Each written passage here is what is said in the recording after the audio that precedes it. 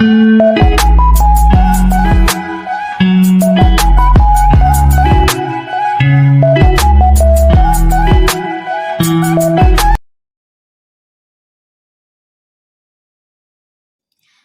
Salma Amarina Nururilain, NIM 12207193074 akan menjelaskan tentang pengertian supervisi pendidikan Islam. Secara etimologis, supervisi berasal dari bahasa Inggris yakni supervision yang terdiri dari dua kata yakni super yang berarti di atas dan vision yang berarti melihat. Jadi secara keseluruhan supervisi ini dapat diartikan sebagai melihat dari atas. Berikut supervisi pendidikan menurut para ahli. Yang pertama, menurut Ngalim, supervisi adalah suatu aktivitas pengawasan dan pembinaan yang direncanakan untuk membantu para guru dan pegawai sekolah lainnya dalam melakukan pekerjaan mereka secara efektif. Yang kedua, yakni menurut P. Adam dan Frank G. Dike, supervisi adalah program yang berencana untuk memperbaiki pelajaran. Yang ketiga, menurut Kearney, supervisi pendidikan adalah prosedur memberikan pengarahan dan memberikan evaluasi kritis terhadap proses instruksional. Jadi, dapat disimpulkan supervisi pendidikan Islam ialah segala macam atau bentuk bantuan yang diberikan kepada personil sekolah yang berkaitan dengan pendidikan Islam untuk menjadikan pendidikan Islam tersebut menjadi lebih baik. Tujuan supervisi pendidikan Islam. Tujuan utamanya yakni memperbaiki pengajaran. Tujuan umumnya yakni memberikan bantuan teknis dan pembinaan kepada para guru dan staf agar meningkatkan kualitas kinerjanya dalam melaksanakan tugas-tugasnya dan proses belajar mengajar. Dan memiliki 6 tujuan khusus, yakni yang pertama meningkatkan kualitas siswa sekolah agar tercapai prestasi belajar yang optimal. Yang kedua, meningkatkan mutu kinerja guru sehingga dapat membantu dan membimbing para siswa mencapai prestasi belajar. Yang ketiga, meningkatkan keefektifan kurikulum sehingga berdaya guna dan terlaksana dengan baik. Yang keempat, meningkatkan keefektifan dan keefisienan sarana dan prasarana agar dikelola dan dimanfaatkan dengan baik. Yang kelima, meningkatkan kualitas pengelolaan sekolah agar tercapainya suasana kinerja yang optimal. Yang keenam atau terakhir, yakni meningkatkan kualitas situasi umum sekolah agar tercipta situasi yang kondusif bagi kehidupan sekolah.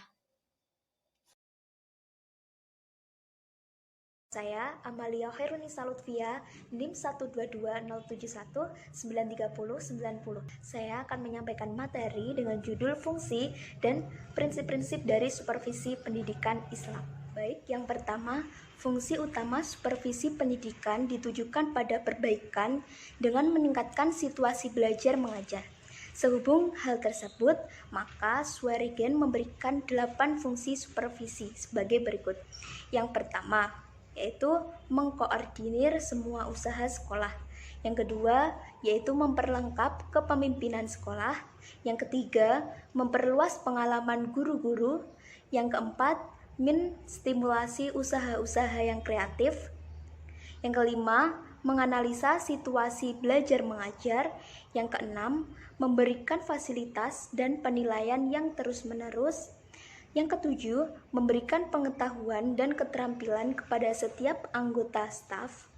Yang kedelapan, membantu meningkatkan kemampuan belajar mengajar guru-guru.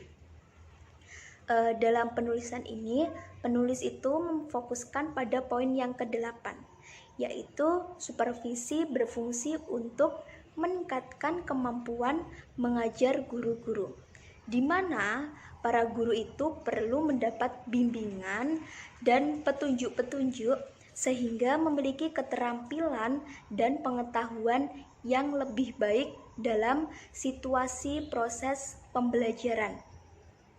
Oleh sebab itu, diperlukan dorongan dan bantuan dari supervisor kepada guru-guru secara pribadi atau kelompok agar guru-guru bisa meningkatkan yang lebih baik dalam proses pembelajaran. Prinsip-prinsip supervisi pendidikan. Prinsip-prinsip utama yang harus dipedomani dan diterapkan supervisor menurut Pangaribuan DKK dalam program mengembangkan supervisi pendidikan di sekolah adalah yang pertama, itu adalah prinsip ilmiah. Artinya, kegiatan supervisi yang dikembangkan atau dilaksanakan itu harus benar-benar sistematis, objektif, dan menggunakan instrumen atau sarana yang memberikan informasi yang dapat dipercaya dan dapat menjadi bahan masukan dalam mengadakan evaluasi terhadap situasi belajar mengajar. Yang kedua itu ada prinsip kooperatif. Artinya, program supervisi pendidikan itu dikembangkan atas dasar kerjasama antar supervisor dan dengan orang yang disupervisi atau supervisor. Yang ketiga itu ada konstruktif dan kreatif. Artinya, membina guru agar mampu mengambil inisiatif sendiri dalam mengembangkan situasi belajar mengajar.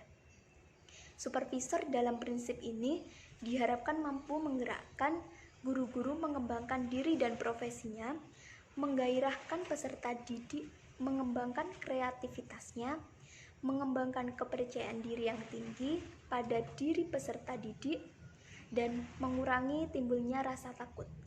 Juga memberi semangat pada diri peserta didik untuk mengembangkan komunikasi ilmiah yang bebas, terarah.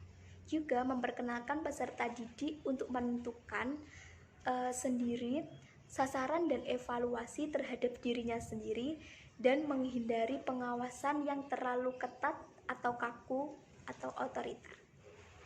Selanjutnya yang keempat itu ada prinsip realistik, yaitu dalam pelaksanaan supervisi pendidikan itu harus memperhitungkan dan memperhatikan segala sesuatu dengan sungguh-sungguh yang ada di dalam situasi atau kondisi secara objektif. Juga harus dihindari terjadinya kegiatan yang sifatnya berpura-pura atau program yang muluk-muluk. Yang kelima itu ada prinsip progresif. Maksudnya, setiap kegiatan yang dilakukan itu tidak terlepas dari ukuran dan perhatian apakah setiap langkah yang ditempuh memperoleh kemajuan. Yang keenam, itu ada prinsip inovatif. Maksudnya, program supervisi pendidikan selalu mengikhtiarkan perubahan dengan penemuan-penemuan baru dalam rangka perbaikan dan peningkatan mutu pengajaran dan pendidikan. Supervisor dan guru-guru itu juga harus terbuka terhadap yang terjadi di ilmu pengetahuan teknologi dan sosial. Sehingga demikian, segala gagasan yang mencangkut perubahan terwujud dengan baik.